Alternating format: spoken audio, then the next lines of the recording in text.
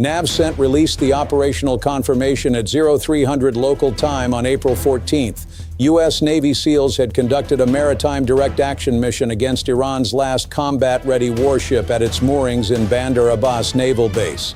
The ship was sunk. The SEAL element was recovered.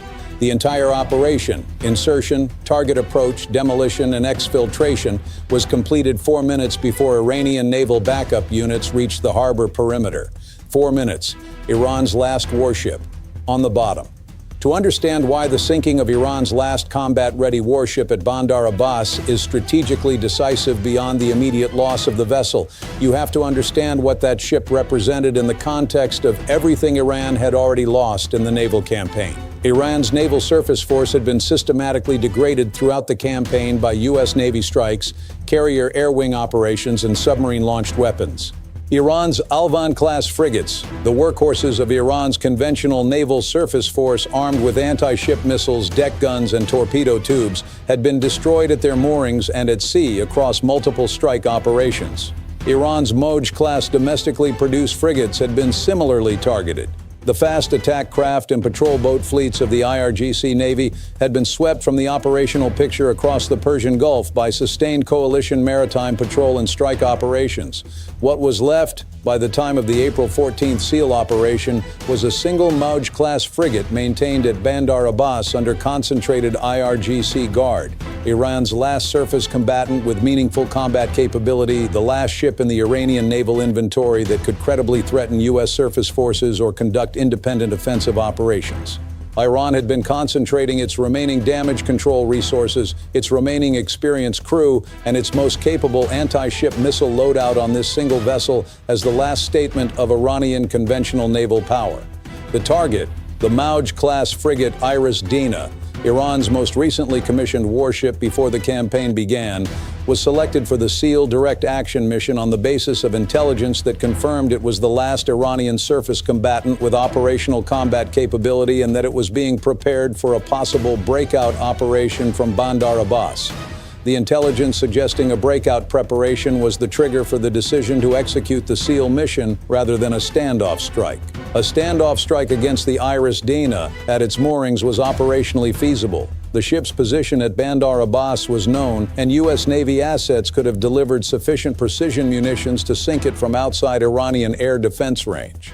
But a standoff strike against a ship in harbor carries the risk of incomplete destruction.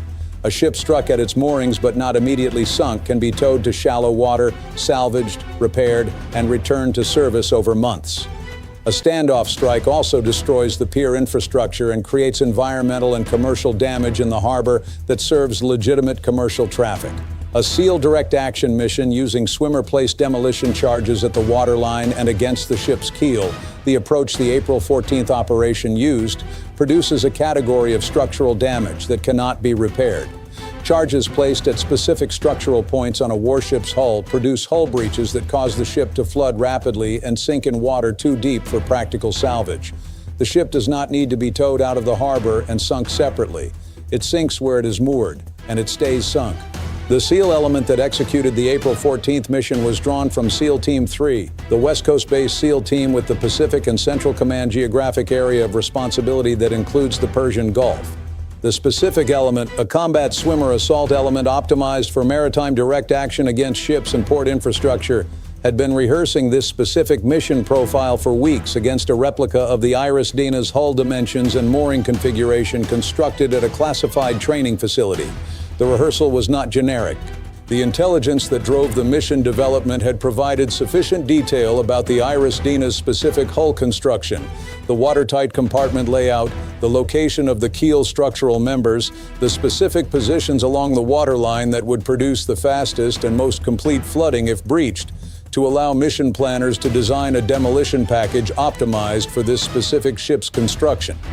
The demolition package carried by the SEAL swimmers consisted of multiple Mark II 16 Mod 1 shaped demolition charges, purpose-built underwater hull breach charges designed to cut through ship hull plating and structural members at specific depths, positioned at calculated intervals along the IRIS Dena's keel and waterline to ensure flooding of all major watertight compartments simultaneously. Simultaneous compartment flooding eliminates the possibility that a ship's damage control crew can isolate flooding to a single compartment and keep the vessel afloat.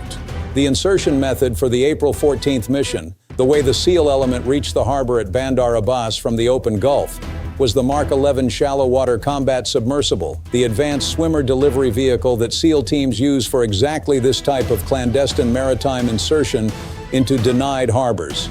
The Mark 11 SWCS is a fully enclosed, battery-powered miniature submarine capable of transporting a SEAL combat swimmer element through hostile waters at depths that place it below the detection threshold of the surface search radars and active sonar systems that a port security force would employ to detect approaching threats.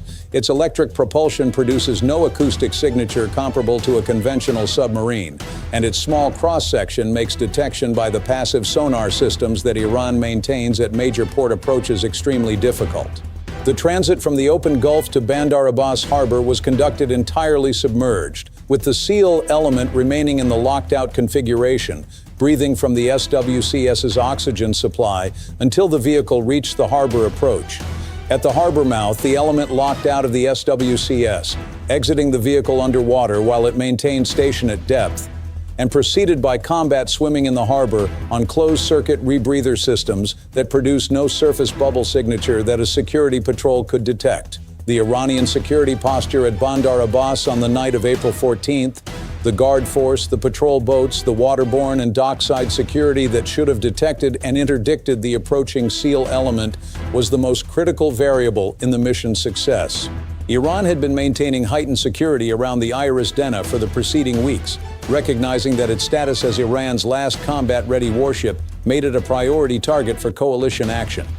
The security measures included armed boat patrols of the harbor at irregular intervals, dockside sentries along the pier where the IRIS Dena was moored, underwater detection arrays deployed at the harbor mouth, and quick reaction force elements positioned to respond to any harbor security alert. The SEAL mission planning had accounted for each of these security elements. The insertion timing was selected to coincide with the interval between regular armed boat patrols. The approach route was designed to pass through a sector of the harbor where the underwater detection array had gaps identified by previous ISR collection. The demolition emplacement was timed to be completed within the window between sentry position changes. The exfiltration route used the outer harbor breakwater rather than the direct harbor mouth approach, exiting through a route that the Iranian security plan had assessed as a lower priority. The 4 minutes between the completion of the SEAL element's exfiltration from Bandar Abbas harbor and the arrival of Iranian naval backup units at the harbor perimeter is the operational margin that separates a successful mission from a catastrophic one. 4 minutes was not a comfortable margin. It was the result of precise mission timing, the specific interval between Iranian patrol boat rotations, and the speed at which the SEAL element executed each phase of the operation. The mission had been planned to a timeline that allowed no significant deviation. The demolition emplacement phase, the arming and delay setting phase, and the exfiltration phase each had a fixed time allocation that the element had rehearsed to execute at exactly the required pace. When the demolition charges detonated, timed to fire after the element had cleared the harbor to a safe distance, the IRIS Dena began flooding immediately across all major compartments simultaneously. The ship listed to port within minutes of the detonations and settled on the harbor bottom within 12 minutes. By the time Iranian naval backup units reached the harbor perimeter in response to the explosion alerts, the SEAL element was in the water outside the harbor. The SWCS had recovered the swimmers, and the vehicle was submerged and transiting away from Bandar Abbas at maximum speed. The strategic effect of the IRIS Dena's sinking extends beyond the loss of the ship's own combat capability. Iran's Bandar Abbas naval base, the primary operational base of both the conventional Iranian Navy and the IRGC Navy in the Hormuz region, had been assessed as a defended facility that could be approached only by standoff weapons or by airstrike. The April 14th SEAL operation demonstrated that it could be penetrated by a clandestine combat swimmer element that placed demolition charges on the most protected ship in the harbor and then exfiltrated before the security response could respond effectively. This demonstration that U.S. Navy SEALs can operate inside Bandar Abbas harbor against a hardened security posture without detection and with a 4-minute exfiltration margin changes the security calculus for every remaining Iranian naval and military asset at that facility. Iran cannot be certain that any asset at Bandar Abbas is safe from a repeat clandestine operation. The cost of maintaining that uncertainty, the additional security resources, the operational restrictions, the psychological effect on the IRGC personnel stationed there, is an ongoing cost imposed by the April 14th demonstration regardless of whether any follow-on SEAL operation is ever executed. The IRIS Dena's sinking also eliminates Iran's last credible threat to U.S. surface forces in the Persian Gulf through conventional naval means. Iran's naval strategy against U.S. surface forces had been built around the concept of swarm attacks, using the combined firepower of fast attack craft, anti-ship missiles from shore batteries and warships, and submarine-launched torpedoes to overwhelm U.S. Navy defenses through volume. The degradation of Iran's fast attack craft fleet, the destruction of its shore-based anti-ship missile batteries, and the sinking of its submarine force had already reduced this swarm capability significantly. The IRIS Dena, carrying its C-802 anti-ship missile loadout, had been the last element of Iran's surface strike capability that could engage U.S. warships at significant range. With the IRIS Dena on the bottom of Bandar Abbas harbor, Iran's conventional naval surface threat against U.S. forces in the Persian Gulf is eliminated.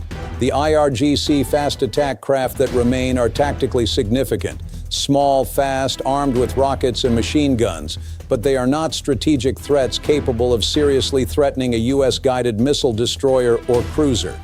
The naval balance in the Persian Gulf has shifted decisively and permanently with the sinking of Iran's last warship. The NAVCENT battle damage assessment confirmed the mission outcome within hours of the operation. Satellite imagery of Bandar Abbas harbor showed the IRIS Dena resting on the harbor bottom with the upper portions of its superstructure visible above the waterline. The definitive confirmation that the ship had sunk at its moorings rather than listing at the pier.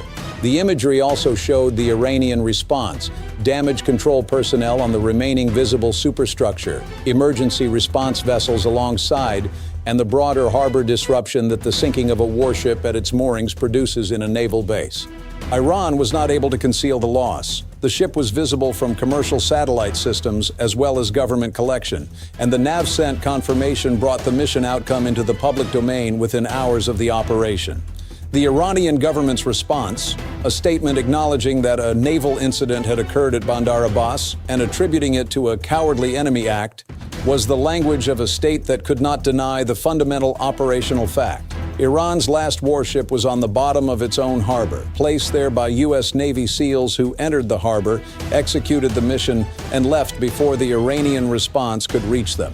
What the April 14th SEAL direct action mission at Bandar Abbas demonstrated is the product of a naval special operations capability built over decades. The ability to penetrate a defended harbor, place demolition charges on a specific vessel, and exfiltrate with a 4-minute margin before the security response arrives.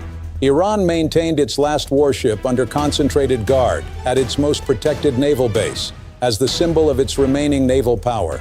U.S. Navy SEALs went to Bandar Abbas in the dark, placed charges on the ship's keel, set the timers, swam out, and submerged into the Gulf before the Iranian response force reached the harbor. Iran's last warship is on the bottom. The SEALs are home. What do you think? Does the sinking of Iran's last combat-ready warship by Navy SEALs at Bandar Abbas represent the final elimination of Iran's conventional naval threat in the Persian Gulf? Or does Iran retain asymmetric naval capabilities through IRGC fast attack craft and coastal missile batteries that constitute an ongoing threat regardless of the surface fleet's destruction? Share your thoughts in the comments below.